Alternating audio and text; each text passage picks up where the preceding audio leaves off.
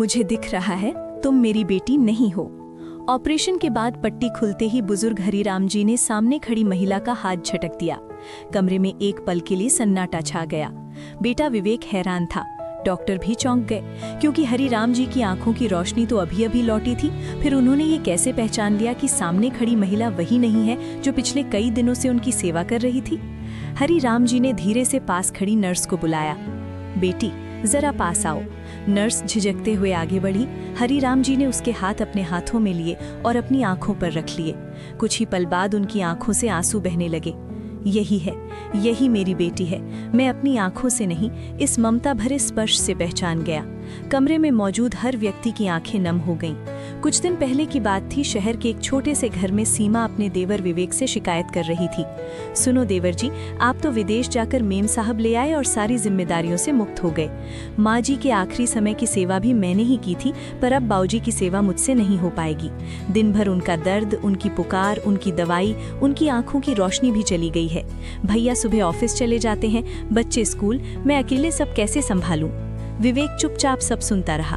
ठीक है भाभी, आप बाऊजी का सामान तैयार रखिए, मैं उन्हें अपने घर ले जाऊंगा। अगले दिन विवेक अपने अंधे पिता हरिराम जी को अपने बंगले में ले आया। घर पहुंचते ही हरिराम जी बोले, बेटा एक बात याद रखना, मैं मर भी जाऊं पर तेरी विदेशी बहू से अपनी सेवा नहीं करवाऊंगा। विवेक मुस्कुराया। बाऊजी, आपकी देखभाल के लिए मैंने एक महिला रखी है। वो बोल नहीं सकती पर बहुत सेवा भाव वाली है। कुछ मजबूरियों में उसने अपना परिवार खो दिया, अब लोगों की सेवा करके ही जीवन काट रही है। हरिराम जी मान गए। कुछ ही दिनों में एक अनोखा रिश्ता बन गया। वो महिला बोल नहीं सकती थी, लेकिन हरिराम जी के पानी मांगने से पहले ही पानी, दवाई का समय होने से पहले ही दवाई और रात को करवट बदलने से पहले ही उसका हाथ सहारा देने के लिए मौजूद होता। हरिराम जी उसे पुकारते बेटी, और वो तुरंत आकर उनके पैर छू लेती। धीरे धीरे हरिराम जी का दिल उस अनजान महिला को अपनी बेटी मानने लगा। एक हफ्ते बाद हरिराम जी की आंखों का ऑपरेशन हुआ। पट्टी खुलने के बाद उन्होंने सबसे पहले कहा, मुझे मेरी बेटी से मिलाओ जिसने इतने दिन मेरी सेवा की। विवेक घबरा गया। बाऊजी, वो महिला तो किसी और की सेवा में चली गई है। लेकिन हरिराम जी नहीं माने। बस 5 मिनट के लिए बुला दो। मजबूरी में विवेक किसी दूसरी महिला को लेकर आ गया। पट्टी खुली और वही पल था जब हरिराम जी ने कहा, तुम मेरी बेटी नहीं हो।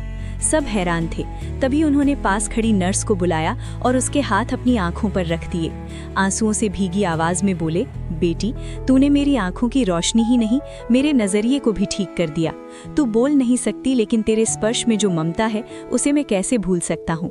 विवेक और उसकी विदेशी पत्नी ऐना दोनों रो पड़े। ऐना आगे बढ़ी और हरिराम जी के पैरों में झुक गई। हरिराम जी ने उसे उठाकर गले लगा लिया। बेटी, प्यार भाषा से नहीं, दिल से समझा जाता है। उस दिन विवेक को भी एक बड़ी सीख मिली कि सेवा का रिश्ता खून से नहीं, भावना से बनता है, और कभी कभी एक ममता भरा स्पर्श ही सबसे सच्ची पहचान बन जाता है।